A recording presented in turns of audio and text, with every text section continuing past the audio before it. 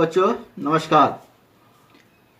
विद्युत द्विध्रुव के कारण निरक्षीय स्थिति में किसी बिंदु पर विद्युत क्षेत्र की तीव्रता कैसे ज्ञात करेंगे, आज मैं आपको बताऊंगा। विद्युत द्विध्रुव से संबंधित यह क्वेश्चन बहुत ही इम्पोर्टेंट, बहुत ही महत्वपूर्ण है।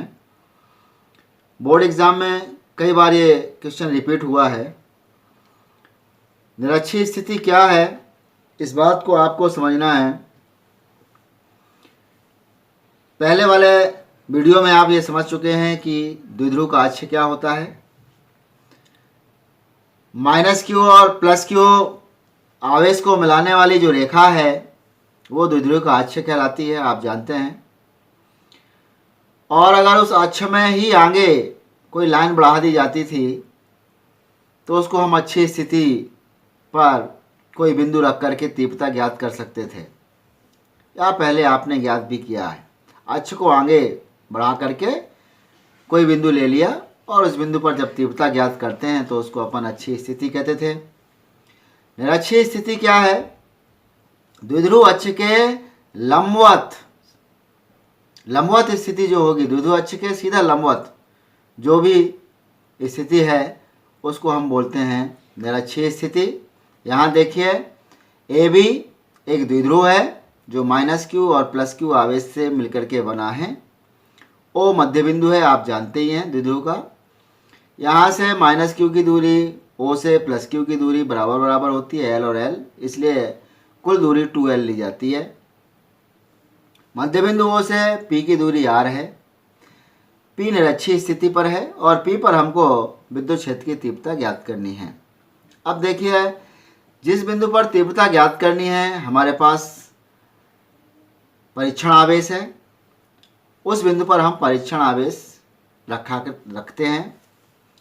तो देखिए आप, बिंदु P पर हमने परीक्षण आवेश रखा तो उस परीक्षण आवेश पर माइनस क्यू के कारण और प्लस क्यू के कारण, दोनों के कारण हमको तीव्रता ज्ञात करनी पड़ेगी। और जो भी उसका सदिश योग होगा हम उसका कुल तीव्रता बिंदु P पर ज्ञात करेंगे। ये हमारा कॉन्सेप्ट है। अब देखिए, समझाने का मैं प्रयास करूं आपको। ऋण क्यू आवेश और P पर आपने परीक्षण आवेश रखा Q0। अब ऋण क्यू आवेश क्या करेगा? परीक्षण आवेश को अपनी तरफ खींचेगा। ये देखिए, आकर्षण का बल लगाएगा तो तीव्रता की दिशा बल की दिशा हो गई।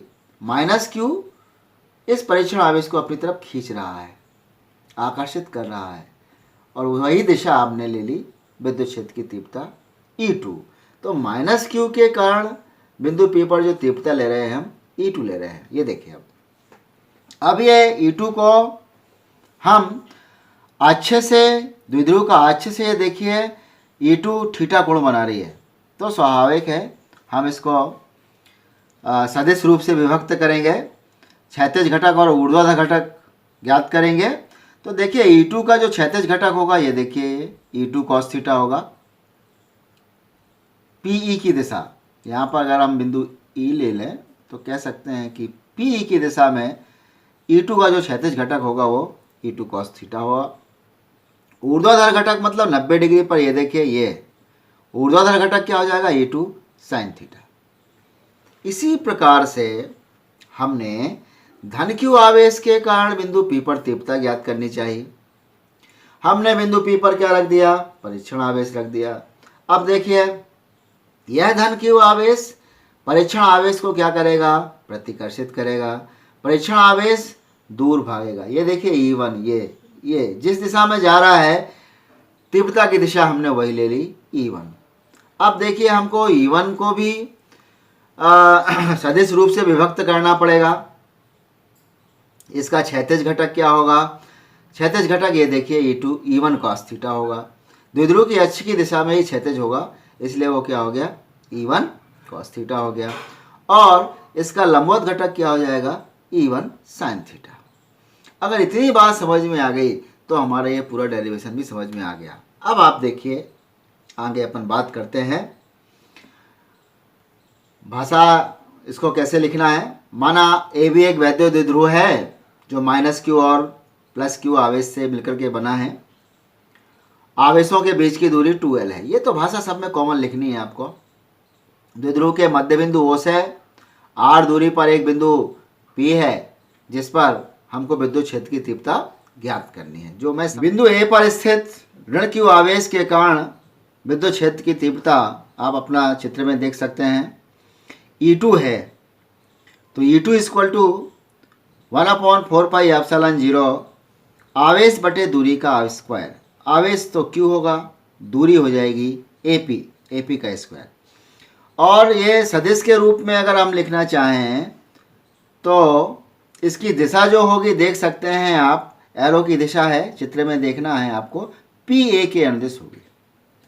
इसी प्रकार बिंदु B पर धन Q आवेश के कारण बिंदु P पर तीव्रता हमने E1 लिया हुआ है, चित्र में देख लीजिएगा, उससे कोई दिक्कत नहीं है, आप E1 E2 कहीं भी ले सकते हैं। E1 बराबर 1/4πε0 Q बटे BP का स्क्वायर होगी। और दिशा जो होगी देखिए आप B से P की तरफ, E1 की दिशा देखिए B से कहाँ की तरफ है, P की तरफ, तो ये देखिए BP के अनुदिश। E1 और E2 को AB के लंबवत, यहाँ AB क्या है, द्विध्रुव का अक्ष है, आप देखिए चित्र में, उसी के लंबवत तथा समांतर हमको दो घटकों में विभाजित करना है E1 और E2 को। AB के लंबवत घटक क्या होंगे, E1 साइन थीटा और E2 साइन थीटा, ये आप जानते हैं। ये दोनों घटक देख रहे हैं परिमाण में बराबर हैं, E1 साइन थीटा और E2 साइन थीटा बराबर हैं परिमाण में, किंतु दिशा में कैसे हैं, विपरीत हैं। अतः ये एक दूसरे को क्या कर देंगे, निरस्त कर देंगे। अब AB के समांतर घटक देखिए चित्र में, तो E1 का क्षैतिज घटक E1 cos थीटा और E2 का क्षैतिज घटक E2 cos थीटा एक ही दिशा में है। एक ही दिशा में होने के कारण ये दोनों घटक जुड़ जाते हैं आपस में।